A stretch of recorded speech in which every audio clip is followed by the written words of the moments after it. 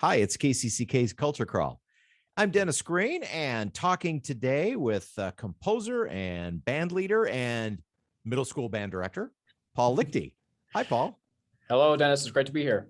Yep, joining us over Zoom from his classroom in Carlisle today. But Paul, the last time we talked was pre-pandemic. You came onto the station. You were talking about a new album that you were working on with your big band, and you were just getting ready to head off to grad school, I think it was. And now here we are, a couple of jobs down the road. A lot of the classroom work as a student is done. Still kind of working on the album. Yeah, can you believe it? It feels like a lifetime ago, the last time we chatted, but yeah, it's been a long time. So, but the album actually was recorded some time ago, but now completed and pressed, and you're going to have a big album release party coming up, and this will be at the new venue in Cedar Falls. Yeah. So, just a little bit of backstory. Yeah, we recorded the album back in 2019 with my big band. And the intention originally was to release it June 2020. And of course, the pandemic hit, and it just didn't feel right to release the album until we could all get together again and play, but we finally can now. So we've been sitting on these recordings for a while, and it's finally going to get out there. Yeah, there's a new venue in Cedar Falls, the River Place Plaza. It's on the corner of 2nd Street and State Street, downtown Cedar Falls. A lot of different bands of all different genres have been playing there. It's a great location. It's just great to be able to get together again and play. So yeah, really excited to get the band back together. I've heard great things about this venue. It's outdoor, as you said, and just a brand new outdoor amphitheater. So yeah, perfect for this kind of an event. And, for those who are still a little reluctant to go to an indoor concert, it's a perfect decision. So the album is called Dark Soul. So, and I'm sure that it seems now that you've been living with these songs and this recording for half your life, but take me back a little bit. I guess let's go back even further. So you come out of high school, you want to go into music. Seems to me, I recall you're a Waterloo area native, right? Technically from Hudson, just south of Waterloo. Yeah. Population 2,000. And so then, went to UNI. So, kind of still sticking, fairly close to your home base. At what point in your in your whole, I'm going to be a musician and make music my career in addition to my passion, did you decide that composition was going to be a big part of that? Good question. It was really inspiring, coming in as a freshman at UNI, seeing a lot of different student compositions being programmed by the jazz bands at school. I particularly remember playing a lot of charts by fellow trombone composers like Mike Conrad and Brian Crew and Brian Martin. So seeing that happen on a regular basis was kind of what led me to want to give it a shot. And then as a part of the coursework, as a jazz studies major, you take jazz arranging classes. And I took jazz arranging 1, the first class as a sophomore, which is a little earlier than what most students, take, right? Decided to take it. And I just fell in love with it immediately. The first semester was with Dr. Washit. The second semester was with Chris Mertz. And I just really seemed to enjoy the thrill that I got. The first time I had one of my big band charts read was just awesome. And I just kind of got hooked. And that was kind of where it all started. It's got, a lot of jazz departments don't have the compositional strength that UNI has, because you just mentioned them all right there. Bob Washit, Chris Mertz, Mike Conrad, all of them not just great players and teachers, but also composers, and all of them composing new music for big band. Mm-hmm.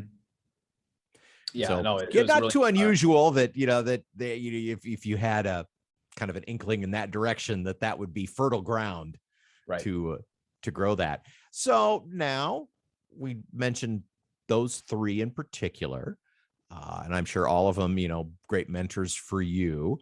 Now compare and contrast a little bit. Paul Lichty's work with the work of those guys that we've been listening to, and we hear a lot here on KCCK, and of course out in the community as well. Oh, geez. Oh, man. Compare and contrast. They're all, they have a lot more experience. That's for sure.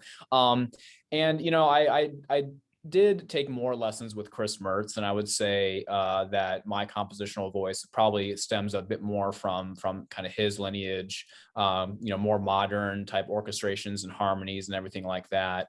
But you know, that being said, I've definitely studied a lot of their scores, all three of them, and I've taken everything that I possibly can from them. But I guess one thing that does kind of make my music, or at least one thing that I try to really help differentiate myself in any way that I can, is I really do make an effort to tell a very unique story with all my compositions, to the best of my ability anyway.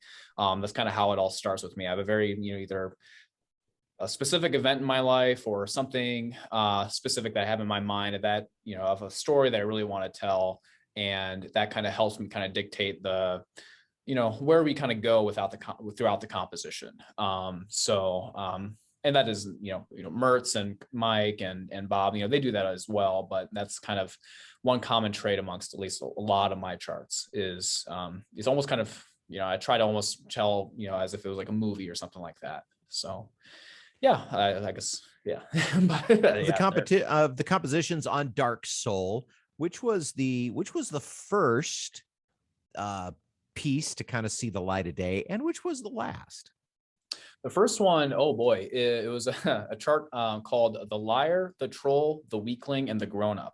This was written back in 2016 during the presidential election. And I wrote that chart after watching a Republican primary debate. I hate to get into politics, but this, you know, it is a story of. Oh, I can kind of see where this is going. Yeah.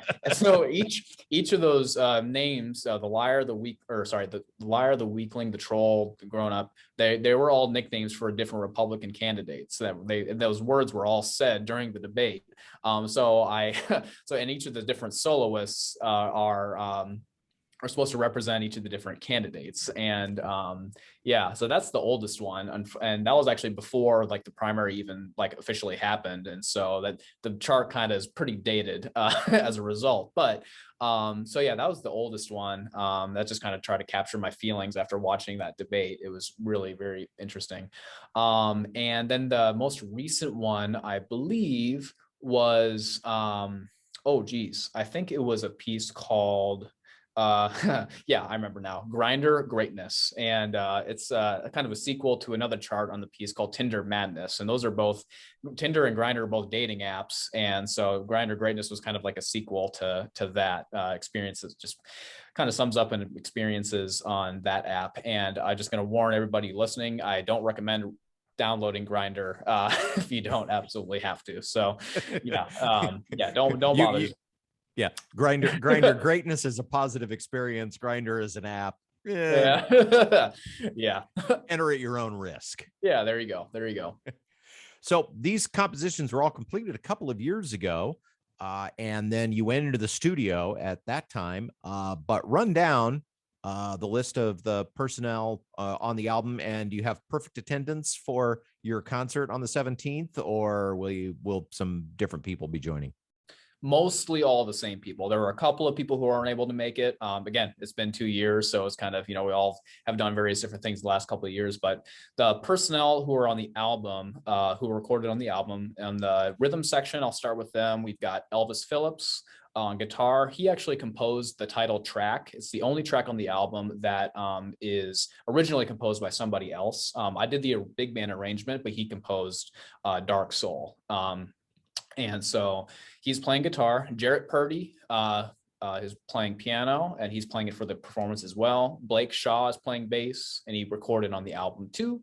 And Chris Jensen is the drummer, and he's going to be playing in the upcoming performance as well.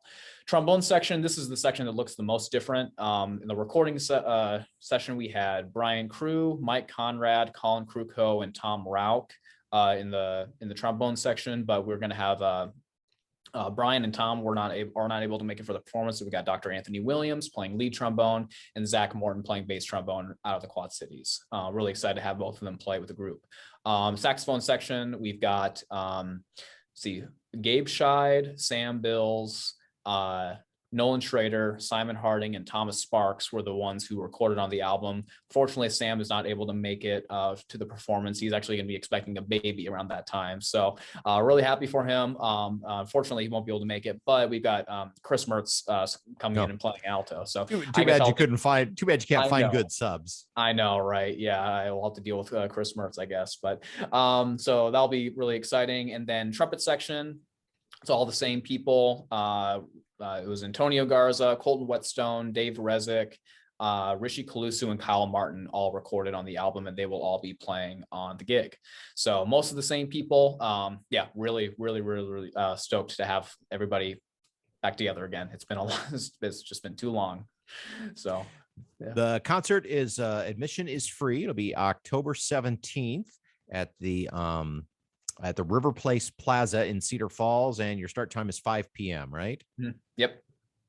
Sunday, October 17th is a Sunday, and you will have copies of the album available for sale there, and I assume it'll be up on streaming too.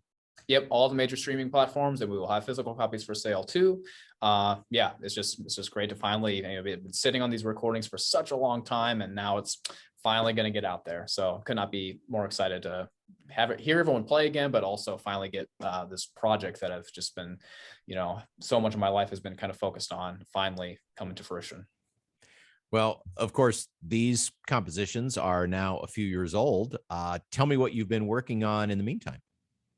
Well, to be honest, I mean, most of my time the past few months has been primarily focusing on getting ready for this job. I will say that, but there will be a couple of newer charts that will be performing on this upcoming gig that are relatively new. They have been performed by other bands, but it'll be the first time that this band has performed. So it won't just be the album tracks that will be playing. There will be a couple other things kind of intermixed in there too that are newer to the band. So yeah, definitely check it out. Well, Paul, it's always a pleasure to talk to you. I'm so glad that this finally, after we started talking about it those years ago, that it's finally coming to fruition. It's going to be available. Of course, we're playing it and we'll be playing it headed into the concert to give you a little pre-concert taste on KCCK. And in the meantime, if you'd like to see the band live and catch some great outdoor jazz, it's going to be at the River Place Plaza in Cedar Falls, Sunday, October 17th at 5 p.m. Album release party for the Paul Lichty Orchestra's Dark Soul. If people would like to maybe order a copy of the album or just visit you online and find out more about your music and the projects that are going on, what's your website? My website is paullichtymusic.com. You'll have all the information there that you'll need in order to obtain a copy of the album and just see what all is going on there. And then my YouTube page has been fairly active recently. Been uploading a lot of different film that was recorded during the recording session. And I've been uploading some scores with the recordings, as long as some transcriptions as well. So then the YouTube channel is just Paul Lichty. And yeah, website, paullichtymusic.com. Paul, thanks for joining us today. Appreciate it, Dennis. You can hear the Culture Crawl live on the radio many weekdays at 10:20, or download the podcast, watch or listen on your own schedule at kcck.org/culture, or however you get your podcasts. I'm Dennis Green, and I'll talk to you later.